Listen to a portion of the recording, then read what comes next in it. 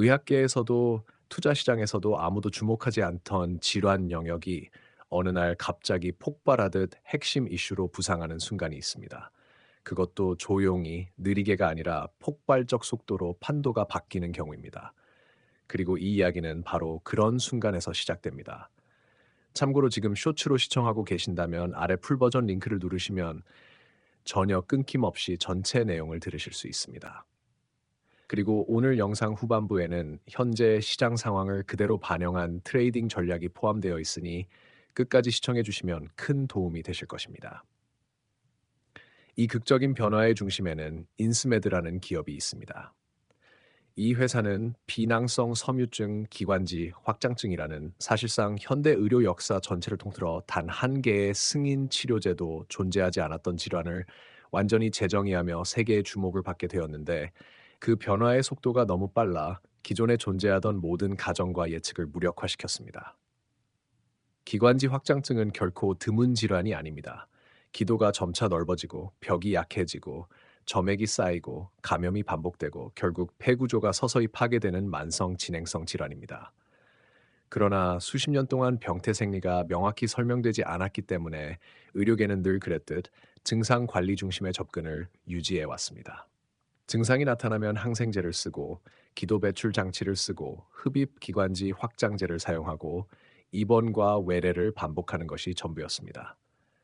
기전 기반 약물이 없는 질환에선 늘 그렇듯이 의사들은 증상을 완화하는 방향으로 움직이고 제약사는 시장이 없다고 판단해 접근하지 않고 투자자는 관심조차 두지 않게 됩니다. 바로 이러한 배경 때문에 인스메드의 접근 방식은 더욱 특별했습니다. 브렌소카티브라는 약물은 DPP1이라는 효소를 억제하는 전략을 택했습니다. DPP1은 호중구 세린 프로테아제를 활성화시키는 출발점 역할을 합니다. 이 프로테아제들은 폐의 기도벽을 서서히 그러나 끊임없이 손상시키는 일종의 미세한 부식 도구처럼 작용합니다. 일반적으로 호흡기 치료제는 이러한 상위 기전을 건드리기보다 이미 발생한 염증의 감염을 조절하는 하위 단계 전략을 선택합니다. 고위 기전을 건드리면 전신적 영향과 예측 불가능성이 크다고 보기 때문입니다. 그러나 상위 기전을 억제하면 질병의 진행 자체를 바꿀 수 있는 가능성이 생기기 때문에 완전히 다른 차원의 치료적 의미를 가질 수 있습니다. 2017년부터 2019년 사이 진행 윌로우 임상에서 첫 신호가 나타났습니다. 2020년에 공개된 자료에서 첫 악화 시점이 지연되고 전체 악화 빈도가 감소하는 결과가 나타나자 규제기관의 반응은 호흡기 질환치고는 매우 빠르게 전개되었습니다. 보통 이 분야에선 임상 이상 신호에 대해 다소 신중하며 반복 검증을 요구하는 경우가 많은데 이때는 예외였습니다.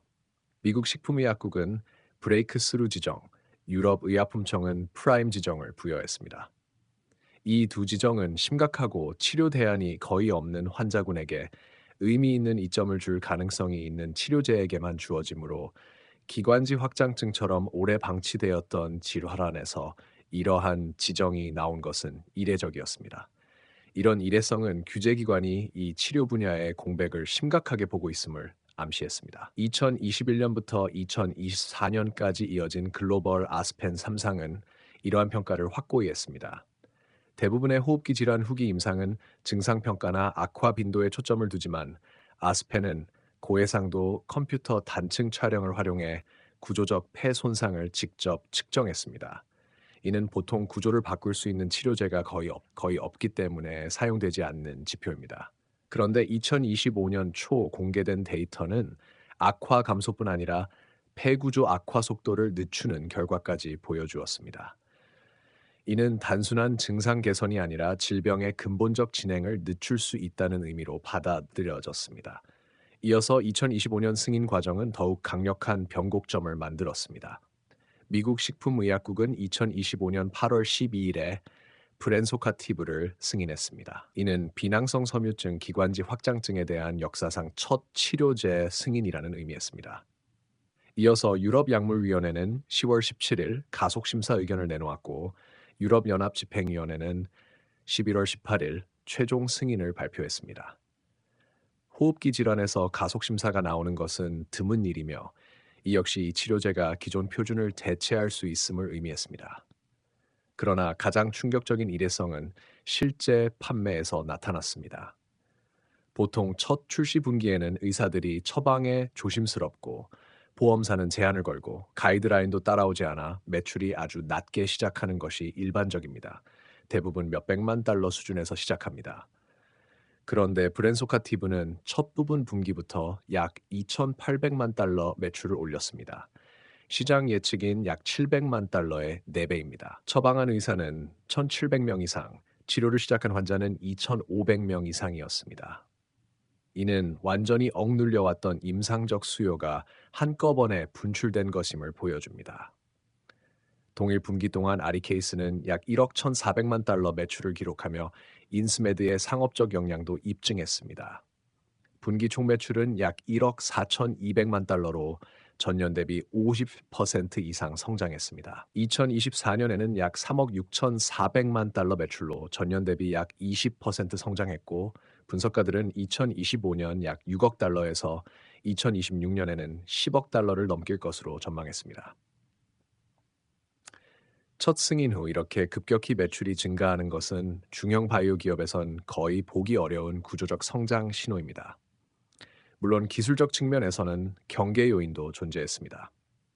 2025년 11월 21일 기준 주가는 약 199달러였고 50일 이동 평균은 167달러, 200일 이동 평균은 90달러였습니다. 장기 이동 평균 대비 큰 폭으로 위에 위치하는 것은 상승 추세가 강하다는 뜻이지만 동시에 과열 신호로도 해석될 수 있습니다.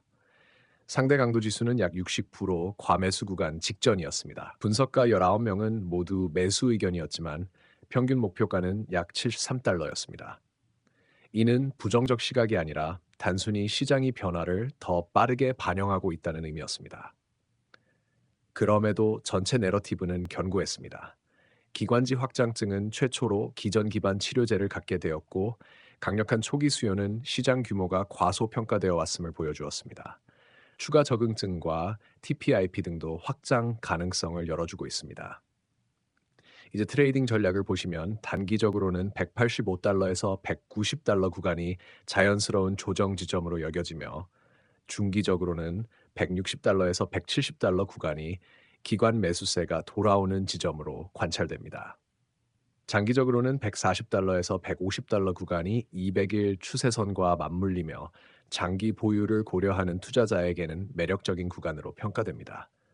마무리하기 전에 시청해 주시고 구독과 좋아요, 댓글, 그리고 영상을 지인분들께 공유해 주시는 모든 열성 청취자분들께 진심으로 감사드립니다.